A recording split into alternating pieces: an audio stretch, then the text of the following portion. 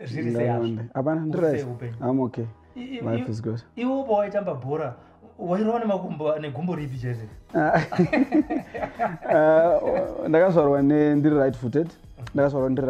but as I started playing football in the street, I don't know where I got that from.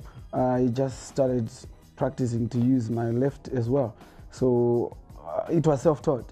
I taught myself to use my left as well when I was very young. I think I was like 8, 9 years old. I was already trying to use both legs. So by the time I started playing in organized junior football, under 12, under 14, I was basically good with both legs. So a lot of people don't really know which leg that I use, but I'm right-footed. Okay. But vakawanda vanofunga kuti zvondorwa the left, because at the end of the day, most clubs that I played for, they prefer to use me on the left side of attack, and people thought I was left-footed, but actually my stronger foot is right. We'll get into more details about your playing days. Let's go back to your life as Alois. Alois akazvarwa kupi? Ini ndakazvarwa kuWende Valley. Wende Valley, Manicaland province, part very in the corner of Manicaland. A lot of people don't really know it, but the history has it that ndo kwakatangira Hondo Chimrenga. Okay. Yakatangira pa Wende Valley. Yes, so that's where I was born, and unotoreketa Chimanika here? Yeah, ndotaura. Tikatosangana pakutotaurwa Chimanika totorwa.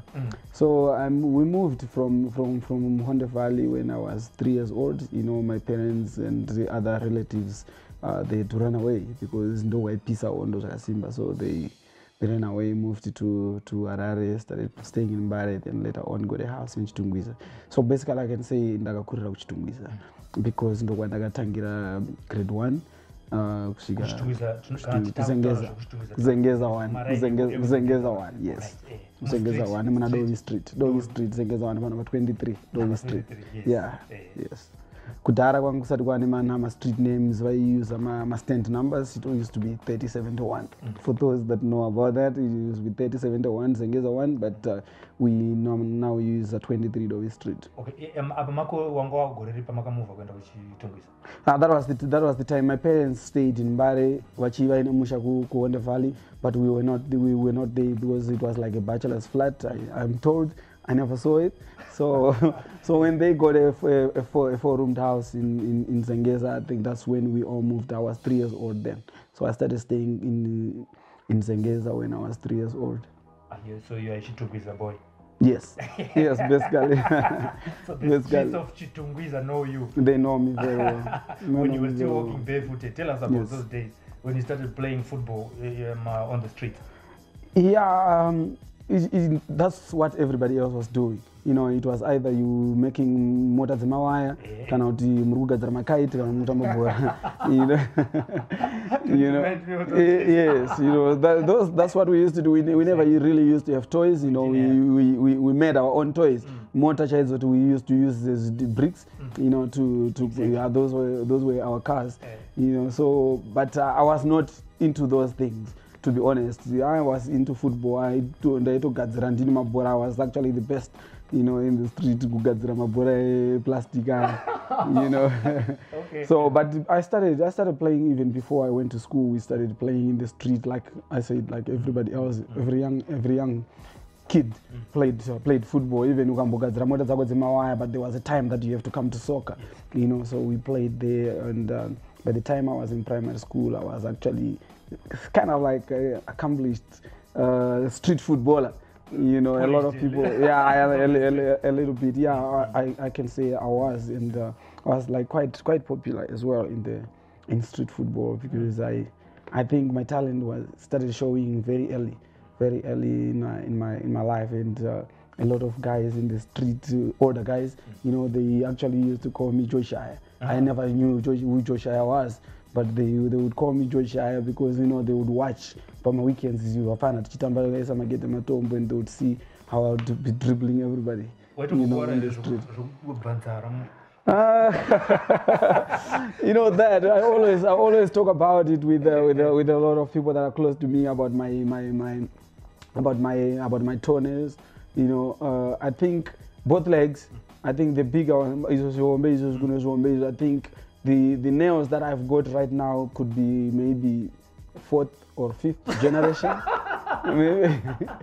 maybe yeah. I think we could be around 5th generation because we used to play without shoes, and you would hit a brick, you hit some rock that is like on the ground, and it would just come out.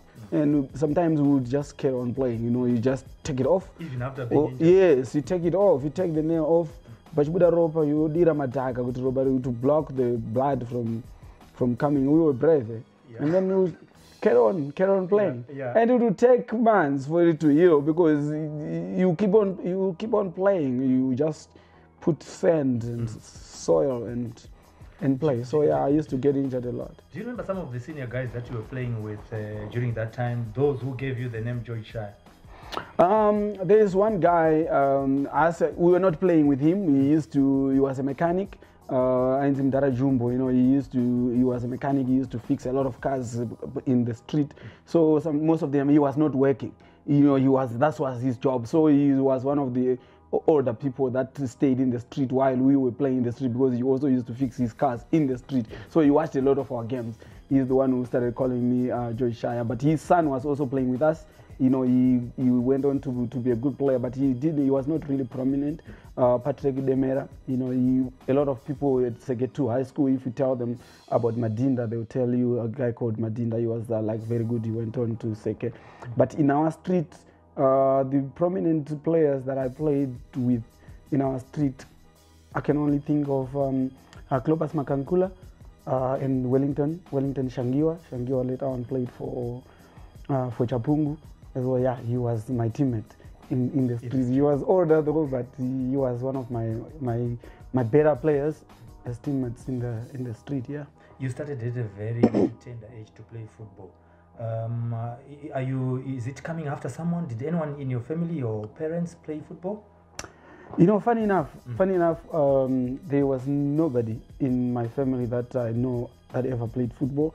So I think in this generation of footballers in the Bunjira family, I can safely say it started with my brother, my elder brother. My elder brother was really good. He was a very good footballer, and he is the one who used to take me to football, a lot of football matches, even in the street. He was, my brother was 11 years older than me, but there was a time that we were now playing in the same street team. You know, because I graduated into the first team of the street very early. So he was very good. He was really good. But what he did is when he finished A-level, you know, he took an academic route. You know, that was the height of when people were saying you can't play football, you have to go and have an education, you know, those days. So he made a decision not to pursue football, of which I thought if he had pursued football, he could have easily played in the Premier League. He was really that good, but he took that route. So I took after him. You know, he's the only one in our family that I know that played football. And then it just came after me. Now there was Shaw. He's a cousin, my uncle's son. He also played for Masingo United. He played for Darenti. He was my junior at Darenti as well. And Clemens Bunjira, his elder brother, he also played for Red Wing in Penalonga. Those are the Bunjiras that actually played football at a much higher level. And then after that, there was a drought, but there is my son that is coming up, and my son is really good, and we're hoping there's something that makes us feel that he's going to be really good. How old is he now as you speak? He's turning 17 at the end of this year, but he's already showing signs. You know, if it was in the olden days, if there was, let's say, a brave coach in a country like Grabowski, if a coach like Grabowski still existed, he would be playing in the Premier League right now, because he is good enough to play. I've watched it not just because he's my son, but because I have watched him play. You know, I know the standard. He is just as good as I was at that age. Okay. Yeah. So you are a proud dad. So far. You have a son who is following after your footsteps. You have no idea. You have no idea. Let's go back to the streets. And then from then on, you were which primary school were you going to? I went to Zengeza 7 primary school. You know, all my brothers, they went to Pumo primary school. That was the first school. It was like Zengeza 3. Then by the time, because I was the youngest, by the time I got to be grade 1, there was a new school, which was actually quite much closer. I can say maybe 150 meters from our house. So I was enrolled into Zengeza 7 primary school. So that's where I started my grade 1 to 7. I did my grade 1 to 7 at Zengeza 7 primary school.